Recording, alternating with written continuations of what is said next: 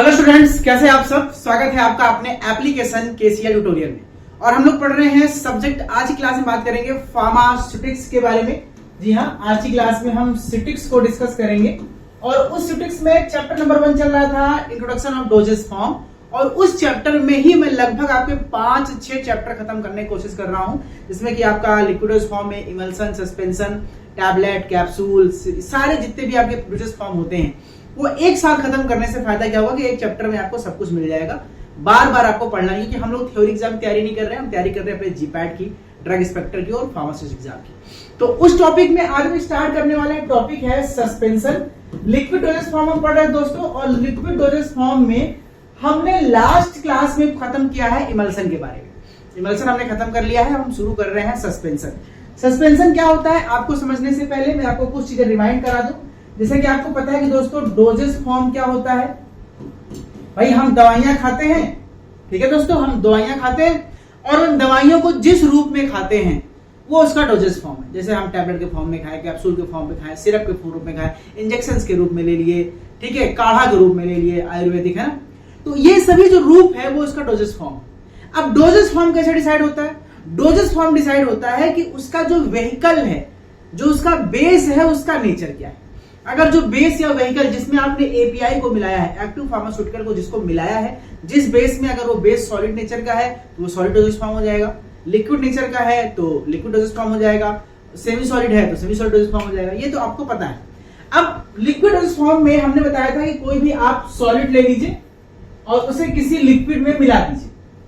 Solid और liquid जब आपस में मिलेंगे तो आपको, ये बड़ा खतरनाक से बोतल बन गया, थोड़ा सुंदर बोतल बनाने की कोशिश करते हैं, ये कंटेनर बना लेते हैं। सॉलिड और लिक्विड आपने आपस में मिलाया और आपस में मिलाने के बाद आपने क्या पाया कि ये मिलने के बाद पूरी तरह से ये इसमें घुल गया। जो सॉलिड आपका लिक्विड है वो पूरी तरह से इसमें घुल गया दोस्तों। तो अब ये क्या बन गया? ये सोल्यूशन बन गया। यही सोल्यूशन है, सिरप है। लेकिन एक ऐसा केस हो, कुछ ऐसा केस हो कि जो आपका सॉलिड है वो लिक्विड में पूरी तरह से घुलनशील ना हो। यानी ऐसे बहुत से सॉलिड हो सकते हैं, ऐसी बहुत सी दवाइयां हो सकती है मार्केट में जो किसी भी लिक्विड में पूरी तरह से ना घुले। चांसेस बहुत सारे। जैसे आप बालू ले लीजिए, बालू को पानी में घोलिए, पेट्रोल में घोलिए, मिट्टी के तेल में घोलिए, दूध में घोलिए, चाय में घोलिए, आप बालू घोल नहीं पाएंगे। आप चाक ले लीजिए, कैल्शियम कार्बोनेट ले लीजिए, आप घोलते रह जाइए, पूरी तरह से घोल नहीं पाएंगे। आप किसी कोई सॉल्वेंट ले लीजिए। ऐसे बहुत बड़ी समस्या हमारे सामने खड़ी हो जाती है जब हमारे पास कोई ऐसा सॉलिड हो जो किसी भी प्रकार के लिक्विड में ना घुले। उस केस में क्या होगा? जब हम इसको घोलेंगे तो हम ये पाएंगे दोस्तों, हम इसको घोलने के बाद ये पाएंगे, ठीक है, हम इसको घोलेंगे और घोलेंगे, ये हमने यहाँ पे घोल दिया इस तरह से, ये हमारा लिक्विड है, यानी हमारा लिक्विड डोजेस फॉर्म है, इसको हमने यहाँ पे घोल दिया। और घोलने के बाद हम ये पाएंगे कि इसमें कहीं कहीं पे सॉलिड के पार्टिकल बचे हुए हैं। अब क्या ये हमारा चीजें खराब हो गई? भाई हमने तो यही पढ़ा है कि जब तक सॉलिड लिक्विड में मिक्स नहीं होगा, प्रॉपर मिलेगा नहीं, तब तक वो हमारा कोई दवा बन नहीं सकती। लेकिन एक ऐसा डोजेस फॉर्म भी एग्जिस्ट करता है, हमारे फार्मासिस्ट भाइयों ने बना के दिखाया है कि जिसमें सॉलिड लिक्विड में पूरी तरह से नहीं घुलता है, फिर भी उसका हम इस्तेमाल as a medicine, as a dosage form कर सकते हैं। और इसी खतरनाक चीज का नाम सस्पेंशन। यानी सस्पेंशन में आपको दो चीजें क्लियर हो गई कि पहली चीज कि इसमें एक जो आपका, देखिए, दो फेज होते हैं सस्पेंशन में। एक होता है डिस्पर्स्ड फेज और एक होता है डिस्पर्सन मीडियम। ध्यान से समझिएगा, डिस्पर्स्ड फेज और डिस्पर्सन मीडियम। डिस्पर्स्ड फेज मतलब वो होता है जिसको घोला जाए, यानी हमारा सॉलिड, और डिस्पर्सन मीडियम का मतलब जिसमें घोला जाए, यानी हमारा लिक्विड व्हीकल। That's it. तो दो चीजें क्लियर हो गई कि किसी भी सस्पेंशन में खास बात क्या है, डेफिनेशन समझा रहा हूं आपको, कि जिसमें डिस्पर्स्ड फेज सॉलिड है, डिस्पर्सन मीडियम लिक्विड है। दूसरी प्रॉपर्टी क्या होनी चाहिए कि ये सॉलिड इस लिक्विड में अघुलनशील होना चाहिए। It means it should be insoluble. अगर ये सॉलिड इस लिक्विड में घुलनशील हो जाएगा तो कहेगा सस्पेंशन भैया वो तो सोल्यूशन हो जाएगा, वो तो सिरप हो जाएगा। यानी ये जो आपका सॉलिड है वो इस लिक्विड में इनसॉल्युबल होना चाहिए। दूसरी शर्त, तीसरी बात क्या है, अब आप बताइए कि ये वाला जो आपका सॉल्यूशन है और इसमें क्या है, ये मोनोफेजिक है कि बाईफेजिक है? What is the monophasic biphasic? जब आपके फाइनल जो आपका प्रोडक्ट बन के आया है उसमें आपको कितनी अवस्थाएं दिखाई दे रही? इसमें क्या आपको सॉलिड दिख रहा है? नहीं दिख रहा, क्योंकि सॉलिड इस लिक्विड में घुल गया। Solution is the monophasic liquid dosage form. जबकि आप देखते हैं कि सस्पेंशन में सॉलिड और लिक्विड दोनों आपको दिखाई देंगे। This is biphasic liquid dosage form. तीन चीजें मैंने आपको बता दी। डिस्पर्स्ड फेज सॉलिड होना चाहिए, डिस्पर्सन मीडियम लिक्विड होना चाहिए, डिस्पर्स्ड फेज जो है वो डिस्पर्सन मीडियम में इनसॉल्युबल होना चाहिए। तीसरी बात मैंने बता दी कि डिस्पर्स्ड फेज और डिस्पर्सन मीडियम मिला के जो सस्पेंशन बना है ये हेट्रोजीनस है और बाईफेजिक है। हेट्रोजीनस बाईफेजिक, बाईफेजिक मतलब दो फेज दिख रहे हैं, हेट्रोजीनस का मतलब है कि दोनों अलग अलग फेज, ठीक है, दोनों अलग अलग फेज है, सॉलिड लिक्विड वो आपस में मिक्स नहीं हो रहे हैं, दे आर द हेट्रोजीनस। तो सस्पेंशन क्या होता है, क्लियर हो गया।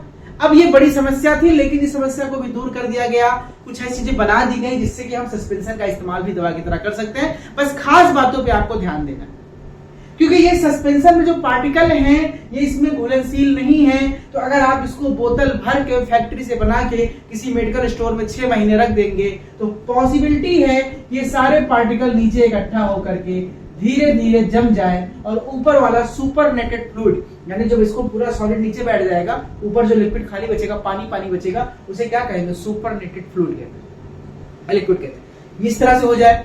अब इस केस में क्या होगा, भाई आपने पैरासीटामोल का सस्पेंशन बनाया, आपने किसी बच्चे को पिलाया, 6 महीने से मेडिकल स्टोर में रखा था, आपने जब उसको पिलाया तो आप ढक्कन लेंगे, चम्मच लेंगे, उसको पलटेंगे। जब आप पलटेंगे तो क्या देखेंगे, जो उसका एक्टिव कॉन्स्टिट्यूएंट था पैरासीटामोल वो तो नीचे बैठा हुआ है, आपने उसको ऊपर का पानी पानी पिला दिया।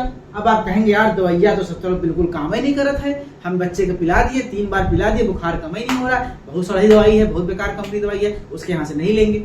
जबकि दिक्कत क्या थी कि आपने ड्रग तो पिलाया ही नहीं, ड्रग तो नीचे बैठा हुआ है, आपने तो केवल वेहिकल पिला दिया। इसलिए सस्पेंशन की बोतल में एक खास इंस्ट्रक्शन लिखा होता है, आप कभी भी पढ़ेंगे, वो लिखा रहता है सेक वेल बिफोर यूज, यानी कि यूज करने से पहले अच्छी तरह से सेक करें। अगर आप सेक कर देंगे तो ये पार्टिकल जो है वो जो नीचे बैठे हैं वो फिर से ऊपर की तरफ जाएगा। ठीक है, एक इस तरीके से हम इसको ठीक कर सकते हैं। दूसरा, अगर आपके पार्टिकल बहुत बड़े रहेंगे तो जल्दी जल्दी नीचे बैठ जाएंगे, तो कोशिश करिए पार्टिकल छोटा रखिए तो ये नीचे नहीं बैठेगा। अगर इसका लिक्विड का जो है वो व्हीकल थोड़ा गाढ़ा कर दे, अब आप इमेजिन करिए कि एक बोतल में पानी रखा है, एक बोतल में शहद रखा है, अब ऊपर से आप डालिए पार्टिकल तो धीरे धीरे पानी में नीचे बैठ जाएगा, शहद नीचे बैठेगा ही नहीं, ऊपर बैठा रहेगा। और उसी जगह पे आप चीनी और पानी का थोड़ा सा घोल ले लीजिए, हल्का सा गाढ़ा, अब डालिए सॉलिड पार्टिकल डालिए, वो धीरे धीरे नीचे बैठेगा। यानी अगर इस मीडियम की विस्कोसिटी बढ़ा दी जाए तो वो सॉलिड धीरे धीरे सेटल होता है, यानी उसका सेडिमेंटेशन रेट डाउन हो जाता है। यानी इन सभी खूबियों के साथ, इन सभी इंपॉर्टेंट पॉइंट्स के साथ कि सेडिमेंटेशन रेट क्या है, फ्लाकुलेशन क्या है, डीफ्लाकुलेशन क्या है, डिस्पर्स फेज क्या है, कॉन्टिन्यूअस फेज क्या है, कितने प्रकार की है, क्या इवेल्युएशन है, क्या टेस्टिंग है, इन सब की मोटी मोटी बात आज मैं आपको इस क्लास में बताने वाला हूं। और दोस्तों एक चीज ध्यान रखिएगा, इस क्लास में बताने वाला हूं, इस चीज को ध्यान रखिएगा दोस्तों। एक चीज और मैं आपको बताने जा रहा हूं कि कभी भी अगर आपको पूरी जाननी चाहिए, अगर आपको डिटेल में लेक्चर पढ़ना है तो आप कोशिश कीजिए कि आप हमारा YouTube चैनल पे जाइए मेरे, और वहां पे डिटेल में थ्योरी क्लासेस है। मैं यहाँ पे जो आपको बताऊंगा थ्योरी के साथ साथ मैं इंपॉर्टेंट पॉइंट डिस्कस करूंगा जो जीपैट के आने वाले क्वेश्चंस, यानी बेसिकली हम यहाँ पे जीपैट के क्वेश्चंस की बात करने वाले हैं। तो चलिए अपने एप्लीकेशन चलते हैं, और अपने एप्लीकेशन पे सबके पास डाउनलोडेड है, वहां पे नोट्स वाले पोर्शन पे आते मैंने अपलोड किया हुआ है। सस्पेंशन से क्लास को स्टार्ट करते हैं। तो सस्पेंशन में कुछ खास बातें जान लीजिए। 2 फेज होती है, डिस्पर्स्ड फेज और डिस्पर्सन मीडियम। डिस्पर्सन मीडियम को ही कॉन्टिन्यूअस फेज भी कहते हैं, डिस्पर्स्ड फेज को इंटरनल फेज भी कहते हैं, और डिस्पर्सन मीडियम यानी कॉन्टिन्यूअस फेज को एक्सटर्नल फेज भी कहते हैं। यहां पे मैंने आपको जीपैट का क्वेश्चन बता दिया, खास तौर पे ड्रग इंस्पेक्टर और फार्मासिस्ट एग्जाम का क्वेश्चन हो गया, क्योंकि सिंपल क्वेश्चन जीपैट में नहीं आएगा। सिंपल सी बात क्या है कि जो सॉलिड पार्टिकल होते हैं सस्पेंशन में उन्हें क्या कहते हैं। आपके ऑप्शन नंबर ए है डिस्पर्स्ड फेज। आपने कहा अरे तो बिल्कुल सही, आपने तुरंत पहला आंसर टिक कर दिया, पूरा तो पढ़ लो। क्वेश्चन नंबर 2 है इंटरनल फेज, ठीक है। ऑप्शन नंबर 3 है इसका dispersed phase, internal phase. Option number 3 क्या है, डिसकंटीन्यूअस फेज, ये कंटीन्यूअस को उल्टा डिसकंटीन्यूअस फेज। और ऑप्शन नंबर 4 है ऑल ऑफ द अबव।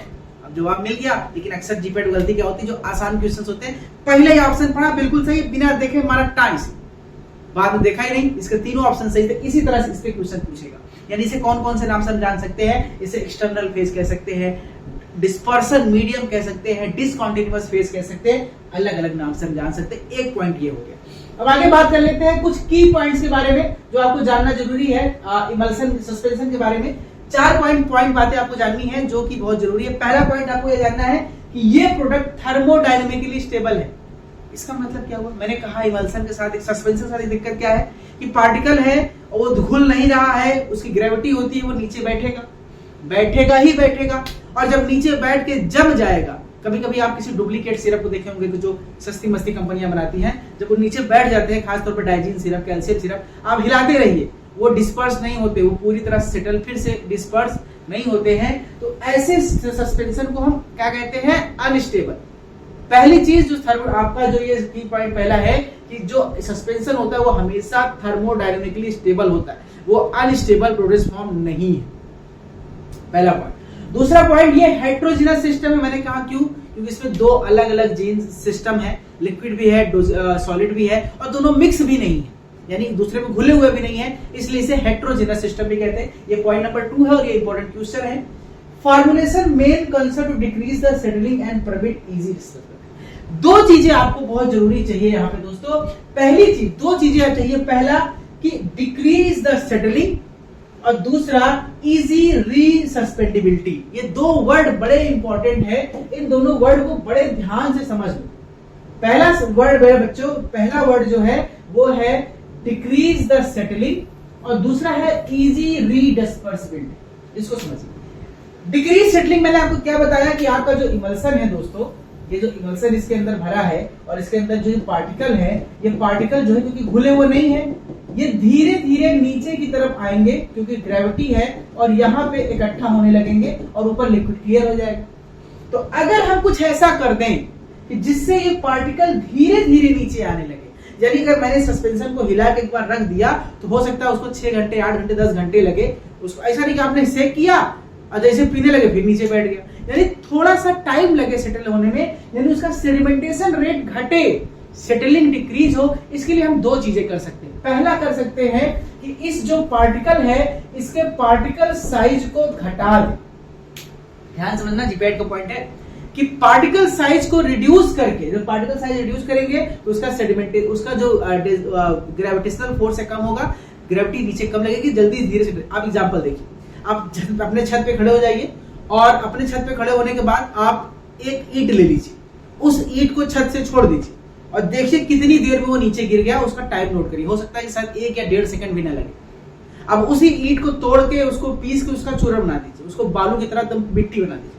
अब ऊपर से मिट्टी गिराइए तो एक एक कण क्या उतनी नहीं स्पीड में नीचे गिरेंगे जिस स्पीड में ईंट गिरा था? आप जानते नहीं, वो धीरे धीरे नीचे गिरेगा क्योंकि उसका वेट कम हो गया, पार्टिकल साइज कम हो गया। इस तरीके से हम एक काम कर सकते हैं। और दूसरा तरीका है इस लिक्विड की विस्कोसिटी बढ़ा दी जाए, यानी जिस व्हीकल में ये तैर रहा है उसे गाढ़ा कर दिया। मैंने आपको बताया एग्जांपल कि गाढ़ी चीज में धीरे धीरे गिरेगा क्योंकि वो जो गाढ़ा लिक्विड है उसे फ्लो होने से रोकेगा, उसको अपने साथ लेके घुमाता रहेगा। यानी दो तरीके से हम सेटलिंग को डिक्रीज कर सकते हैं। और दूसरा पॉइंट है सस्पेंशन इजी रीडिस्पर्सिबल होना चाहिए, यानी किसी भी कारण से अगर सस्पेंशन के नीचे 2-3 महीने रखे कारण तो ये नीचे पार्टिकल्स बैठ गए, तो ऐसा नहीं कि बैठने के बाद एकदम चिपक जाए। अगर वो चिपक जाते हैं उसे कहते हैं केकिंग। इस घटना को कहते हैं केकिंग, कि पार्टिकल पूरी तरह से चिपक गया। नहीं चिपकना चाहिए। और अगर बैठ गया है तो अगर आप उसको सेक करिए तो ये फिर से रीडिस्पर्स हो जाए, फिर से सस्पेंड हो जाए। इसे कहते हैं इजी रीसस्पेंडिबिलिटी। यानी दो प्रॉपर्टी बहुत जरूरी है सस्पेंशन को स्टेबल बनाए रखने के लिए। पहला कि settling ratio, rate of sedimentation कम हो, धीरे धीरे हो, और रीडिस्पर्सिबिलिटी फिर से हो, तुरंत जल्दी। और एक खास पॉइंट है कि जीरो ऑर्डर काइनेटिक्स को फॉलो करता है, ये बात याद रखना। इसलिए क्वेश्चन बहुत बार पूछा गया है कि the suspension formulation is depends on which order kinetics, zero order, first order, zero first, pseudo first order, none of them. Zero order kinetics को फॉलो करता है। जीरो का मतलब ये होता है कि जो कंसंट्रेशन पे डिपेंड नहीं करता। ठीक है, ये हमारे कुछ खास पॉइंट्स हो गए। चलिए आगे बढ़ते हैं अपने सस्पेंशन के नोट्स की तरफ दोस्तों। हम ठीक है, आगे है कुछ और पॉइंट्स की बात जान लेते हैं, कुछ एडवांटेज की बात कर लेते हैं। सस्पेंशन बनाने के फायदे क्या है। देखिए फायदा तो सबसे पहली फायदा मैंने आपको गिना दिया, ऐसा प्रोडक्ट जिसे आप टैबलेट कैप्सूल नहीं बना सकते, जो कि भाई टैबलेट और कैप्सूल, टैबलेट बनाने के लिए आपके पाउडर के साथ कुछ उसकी क्रिस्टल लैटिस होना चाहिए, वो आपका मतलब उसको सेप में कन्वर्ट कर सके, तो कॉम्पैक्टिबिलिटी भी होनी चाहिए, बाइंडिंग कैपेसिटी होनी चाहिए। हो सकता है उसे हम नहीं बना सकते, कैप्सूल तो आप किसी का बना सकते हैं। और अगर जो लिक्विड हम चाहते हैं कि इसको लिक्विड फॉर्म में कन्वर्ट कर दे, वो भी नहीं हो। अगर आप चाहते हैं देखना पूरा वीडियो लेक्चर, इसके साथ साथ जीपैड स्टडी मटेरियल और एमसीक्यूज क्वेश्चन की प्रैक्टिस अपने जीपैड के लिए, तो डाउनलोड कीजिए हमारा एप्लीकेशन केसीएल ट्यूटोरियल अपने गूगल प्ले स्टोर से, और उसको ओपन करने के बाद आप जाइए स्टोर ऑप्शन में, जहां पे आपको दिखेगा कोर्स टारगेट जीपैड 2024, और इसके साथ आप पाएंगे ढेर सारी वीडियो लेक्चर्स, जीपैड स्टडी मटेरियल, एमसीक्यू क्वेश्चंस और वीडियो से